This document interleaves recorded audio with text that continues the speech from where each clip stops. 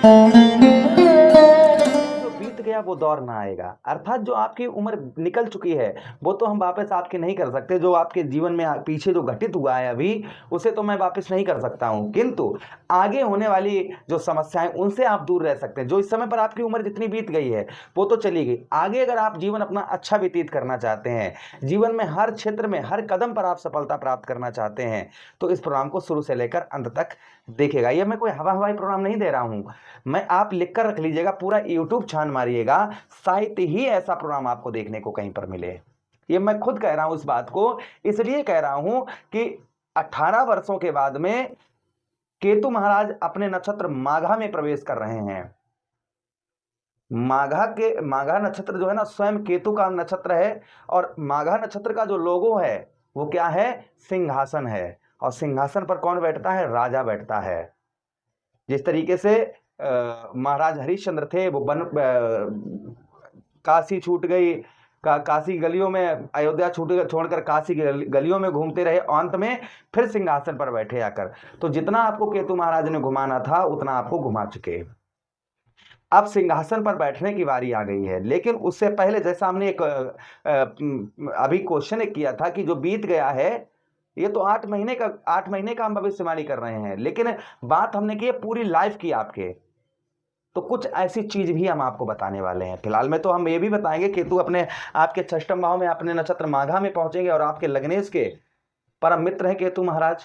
केतु, और कहते हैं केतु इंटू मंगल, राहु इंटू शनि। लेकिन आध्यात्मिक की ओर, वैराग्य की ओर और मोक्ष का कारक केतु महाराज को माना गया है। बहुत विस्तार पूर्वक और बहुत अच्छी तरीके से हम चर्चा करेंगे अपने मीन राशि के जातकों के लिए इस प्रोग्राम में। इसलिए ये प्रोग्राम सबसे आपके लाइफ का सबसे इंपॉर्टेंट प्रोग्राम है।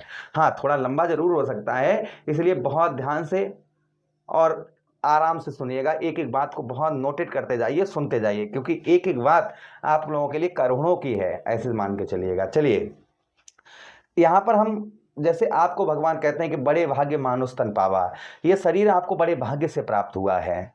पता नहीं कितने अच्छे पूर्व जन्म में कर्म किए हों, तो आपको भगवान ने मानव का जन्म दिया है। नहीं तो कुत्ता, भैंसा, बकरा, सुअर, कीड़ा, कहते हैं 84 लाख योनियां होती हैं। लख 84 वया जोंज है तामे रहन हमारी। 84 लाख योनियों में भगवान ने आपको मानव का तन दिया है। अब इस तन को लेकर आप कोई भी ऐसा कार्य ना कर पाओ, अपना नाम रोशन ना कर पाओ, समाज में कुछ ना कर पाओ, जैसे आए वैसे ही चले जाओ, तो क्या फायदा ऐसे जीवन का। लेकिन जब हम सही संगत में पढ़ते हैं और सही बात को सुनते हैं, उसको फॉलो करते हैं, तो हम आगे बढ़ते हैं और हमारा समाज में भी मान सम्मान होता है, कुछ लाइफ में हम करके भी जाते हैं। ये कौन करवाता है? ये स्वयं केतु महाराज करवाते हैं। यहाँ पर जो चीज हम आपको बताने वाले हैं, वो एक पॉइंट आप सुनिएगा थोड़ा सा। देखिए, सबसे पहले भगवान ने आपको जीवन दिया है ना, तो हर व्यक्ति के प्रति आपका कोई ना कोई रोल है।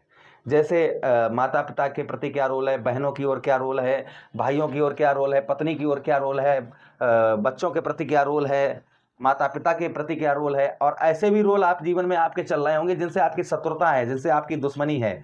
ऐसे भी लोग होंगे, और उनके प्रति भी आपका जो है एक रोल होगा। जैसे फिल्म में विलन होता है, हीरो होता है ना, आपने फिल्में देखी होंगी ना जरूर। तो हर व्यक्ति का कोई ना कोई रोल होता है। इसी प्रकार से नवों ग्रहों का रोल होता है कि आपके नवों ग्रहों में आपका शुभ ग्रह कौन सा है, अशुभ ग्रह कौन सा है, ये इसी पर जीवन हमारा चलता है। तो यहाँ पर जो है ना, आपको जो समझ में इस प्रोग्राम में आने वाला है, वो ये समझ में आने वाला है कि केतु महाराज का आपके जीवन पर क्या रोल चल रहा है। आपके जीवन में केतु महाराज विलन है या फिर हीरो है। अगर विलन है तो इनको हीरो कैसे बनाया जाए, और अगर हीरो है तो फिर हीरो है ही है। और विलन भी अगर हीरो बन जाए, तो समझिए फिर तो कहीं सब लड़ाई झगड़े और सब खोखट, सब कुछ, जितनी परेशानी सब दूर, फिर तो जीवन सही हो गया। तो यहाँ पर बस मैं आपको उदाहरण दे रहा हूँ, समझने वाले बात को समझ सकते हैं कि मैं क्या बोलने जा रहा हूँ आप लोगों के लिए। चलिए, अब आपको समझाते हैं। सबसे पहले जो मैं आपको स्पष्ट जलेबी की तरह घुमाकर नहीं, सीधे बताता हूं कि केतु महाराज का आपके जीवन पर पॉजिटिव प्रभाव पड़ रहा है कि निगेटिव पड़ रहा है। ये पहले 1 मिनट हमारी सुन लीजिएगा, फिर उसके बाद में हम चर्चा करेंगे आपके ठीक षष्ठम भाव पर केतु महाराज अपने नक्षत्र माघा में 29 मार्च को पहुंचेंगे और 5 दिसंबर तक अपने ही नक्षत्र में रहेंगे। क्या प्रभाव रहेगा इन 8 महीनों में। चलिए, पहले हम जो आपको बताते हैं वो ध्यान से सुनिएगा। पहले सुनिए, यहाँ पर जिनका केतु पॉजिटिव होता है, जिनका केतु शुभ होता है, जिन पर केतु महाराज का आशीर्वाद होता है, वह व्यक्ति कैसे होते हैं। सबसे पहले स्पष्ट बताया गया है कि शुभ केतु व्यक्ति को सांसारिक मोह माया से ऊपर उठाकर आंतरिक शक्ति प्रदान करवाता है।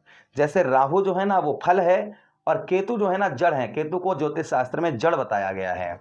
और भाई जड़ मजबूत होगी तभी तो तना मजबूत होगा, जब तना मजबूत होगा तभी तो उसमें फल आएंगे। और जब आपका भाई जड़ ही मजबूत नहीं होगी तो हवा आएगी, पेड़ उखड़ जाएगा। तो यहाँ पर जिनका केतु यानी जड़ मजबूत होती है, केतु जिनका अच्छा होता है, वो उसके ऊपर किस प्रकार से केतु महाराज के प्रभाव होते हैं। सबसे पहले शुभ केतु संसार को, व्यक्ति को संसार की मोह माया से, इन आंखों से संसार में आप जो भी देख रहे हैं इस समय पर, वो सब क्या है, मोह माया है। क्या है, मोह माया है। जग में जो देखा सोई माया। जब जैसे आपने संत प्रेमानंद जी को जानते होंगे, ऐसे बहुत सारे संत महात्मा हुए हैं जिन्होंने ये समझ लिया कि संसार में कुछ नहीं है, संसार में सिर्फ जो अगर है, कहते हैं कि जीवन में सच क्या है, आपके जीवन में सच क्या है, जीवन में आपके सत्य अगर है तो वह मृत्यु है। ये ऐसा कौन है जिसको ये नहीं मालूम कि मुझे मरना नहीं है। ऐसा कौन है संसार में। मरना तो एक ना एक दिन, कहते हैं कि आया है सो जाएगा, राजा रंक फकीर। कोई चढ़ चला सिंहासन, कोई बांधे जात जंजीर। कोई जंजीर से बंधा जा रहा है, कोई सिंहासन पर बैठ कर जा रहा है। तो आया है सो जाएगा, चाहे वो राजा हो, चाहे वो रंक हो, चाहे वो फकीर हो। तो इसलिए संसार से जो है ना मोह माया से हटाकर केतु महाराज भगवान आदि आध्यात्मिक इंसान को बनाते हैं। अगर आपका भी मन पूजा पाठ और धार्मिक चीजों में बहुत ज्यादा लगता है तो आप समझिए आप पर केतु महाराज की कृपा है, पहली चीज। दूसरी चीज, केतु महाराज को माना गया है मोक्ष का कारक। केतु मोक्ष का कारक माना जाता है। यदि यह शुभ हो तो व्यक्ति का झुकाव धर्म, ध्यान और ईश्वर की भक्ति में बहुत ज़्यादा लगता है। ऐसे लोग जीवन के रहस्यों को समझने में बहुत कुशल होते हैं। आप अपने जीवन में अगर आपका केतु अच्छा होगा ना, तो आप अपने वो रहस्य अपने बारे में जानेंगे, वो चीज़ अपने बारे में जान लेंगे कि आपको सफलता कैसे प्राप्त होगी, ये आप समझ जाएंगे। उसी के साथ ही साथ में केतु को बताया गया है कि जिनका केतु अच्छा होता है, शुभ केतु व्यक्ति की छठी इंद्री को जागृत कर देता है। जैसे आप हमारे मित्र या भाई हमारे धीरेन्द्र कृष्ण शास्त्री जी का नाम बागेश्वर वालों का तो सुना ही होगा।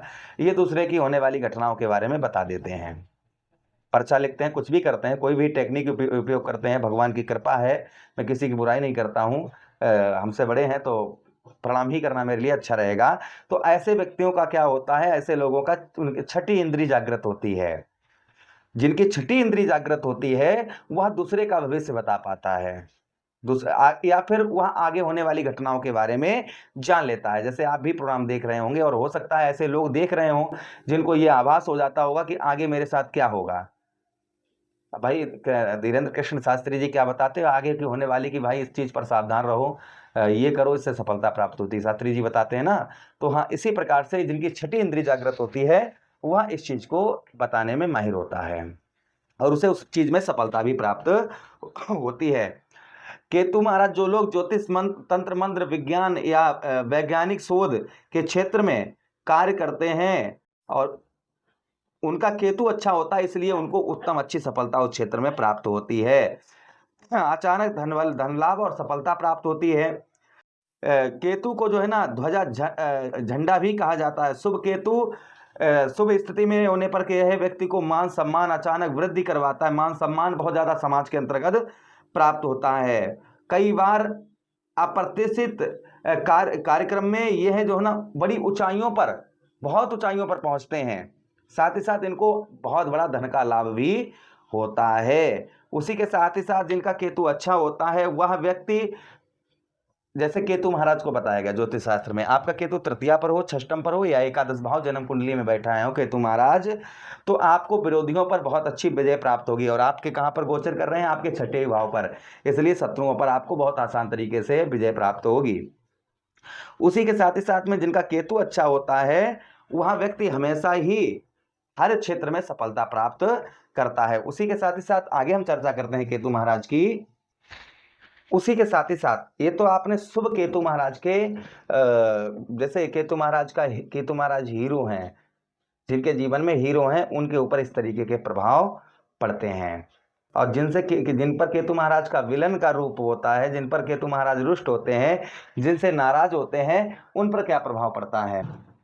उसी के साथ ही साथ आगे हम आपको बताते हैं पहला प्रभाव केतु महाराज का अशुभ।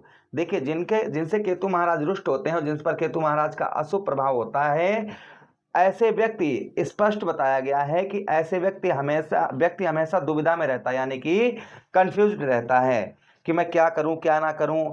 समाज में तीनों रूप से, यानी कि तीनों स्तरों से जो है उसे मान सम्मान के साथ ही साथ में उसे हानि का हमेशा ही सामना करना पड़ता है, जिनसे केतु महाराज रुष्ट होते हैं। उसी के साथ ही साथ में मानसिक और मनोवैज्ञानिक केतु महाराज को बताया गया है। क्या बताया गया है, जिनसे केतु महाराज रुष्ट होते हैं वह व्यक्ति क्या होता है, उसका मन जो है हमेशा भटकता रहता है, एक चीज में उसका मन नहीं लगता है, कहीं इस चीज में कहीं उस चीज में उसका मन जो है वो हमेशा भटकता रहता है, जिनसे केतु महाराज रुष्ट होते हैं। और हमेशा ही गलत निर्णय लेता है, जिसके कारण उसको बहुत ज्यादा कठिनाइयों का सामना करना पड़ता है। एकाग्रता की कमी रहती है इंसान को, यानी कि एक चीज कभी नहीं सोचता है, वो कहीं ये काम करें, कहीं ये बिजनेस करें, थोड़े दिन वो बिजनेस करने के बाद फिर कहते हैं वो करें, फिर वो करें। इस तरीके से उस व्यक्ति की बुद्धि रहती है। उसी के साथ ही साथ में जिनका केतु अच्छा नहीं होता, बिना किसी ठोस कारण के परिवार और समाज में से इंसान जो है कटने लगता है, यानी उसे परिवार में भी अच्छा नहीं लगता है, परिवार के साथ ही साथ समाज में भी अच्छा उसे नहीं लगता है, अपने आप को अकेला बहुत महसूस करता है, अकेले ही रहना पसंद करता है।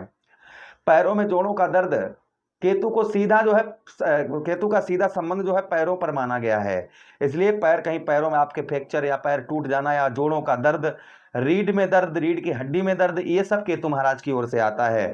त्वचा संबंधी रोग जैसे फोड़ा फुंसी या कोई चर्म रोग, अन्य कोई बार बार आपको परेशान करता है, तो ये भी केतु महाराज की ओर रिप्रेजेंट करता है। उसी के साथ ही साथ में शरीर में झुंझुनी या नसों से जुड़ी हुई समस्याएं, ये भी केतु महाराज की ओर रिप्रेजेंट करती हैं।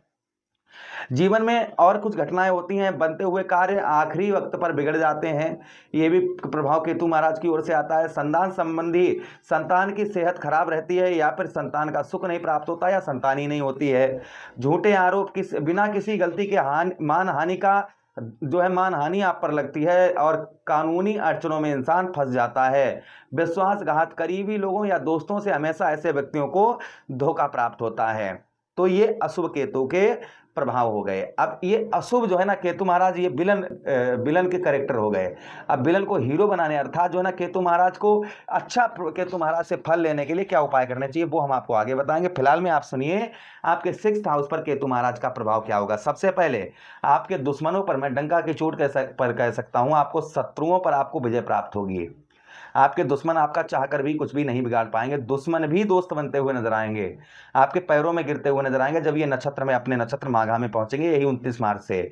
उसी के साथ ही साथ में कर्ज आप पर बहुत ज्यादा है, वह कर्ज आपका संभवतः ही दूर होता हुआ नजर आएगा। कर्ज से संबंधित आप बहुत दिनों से अगर परेशान चल रहे थे तो कर्ज आपका दूर होता हुआ नजर आएगा। ये प्रभाव केतु महाराज का संभवतः ही आपके ऊपर और आपको देखने को मिलेगा। नौकरी के क्षेत्र में आपके पद में प्रमोशन, सैलरी, ये आपकी बढ़ती हुई नजर आएंगी। आपके पद में प्रमोशन हो सकता है, आपकी सैलरी बढ़ सकती है, ये भी प्रभाव केतु महाराज का संभवतः ही आपके ऊपर और आपको देखने को मिलेगा। उसी के साथ ही साथ में 6ठम भाव, बहुत दिनों से कोई ऐसी चीज है जिसे आप पार नहीं कर पा रहे थे, या फिर कोई ऐसी मुसीबत परेशानी चल रही थी जिसे आप पार नहीं कर पा रहे थे, उस समस्या को आप पार करते हुए नजर आएंगे। यानी कि अभी तक आप इधर उधर भटकते रहे, अब जो है बात है सिंहासन पर बैठने की, और सिंहासन पर तो वही बैठता है जो राजा होता है।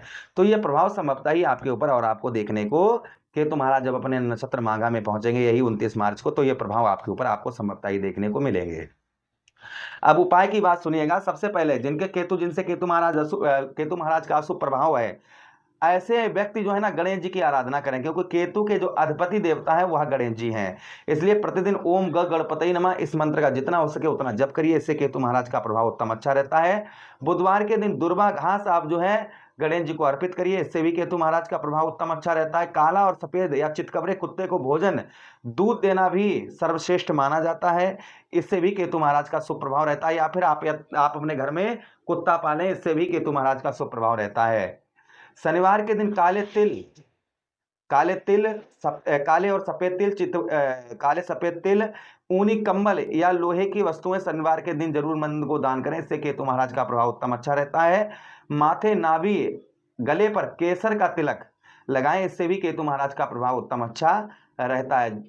उसी के साथ ही साथ कानों में सोना पहने, या फिर घर में आप विशेष कर सफाई का विशेष कर ध्यान रखें, इससे भी केतु महाराज का प्रभाव उत्तम अच्छा रहता है। आटे की गोलियां बनाकर बुधवार के दिन आप मछलियों को खिलाएं, इससे भी केतु महाराज का प्रभाव उत्तम अच्छा रहता है। केतु दशांग नाम का पाठ करें, इससे भी केतु महाराज का प्रभाव अच्छा रहता है। किसी मंदिर के छत पर आप काला और सफेद कलर का झंडा लगाएं, इससे भी केतु महाराज का प्रभाव उत्तम अच्छा रहता है। आशा कर रहे हैं प्रोग्राम काफी अच्छा लगा होगा, लगा है तो लाइक कर दीजिएगा, चैनल को सब्सक्राइब कर दीजिए, यह प्रोग्राम अपने मित्र यारों के पास शेयर कर दीजिए, आदेश दीजिएगा किसी अन्य प्रोग्राम में पुनः वेट करेंगे। तब तक के लिए राधे राधे, हरि कृष्ण।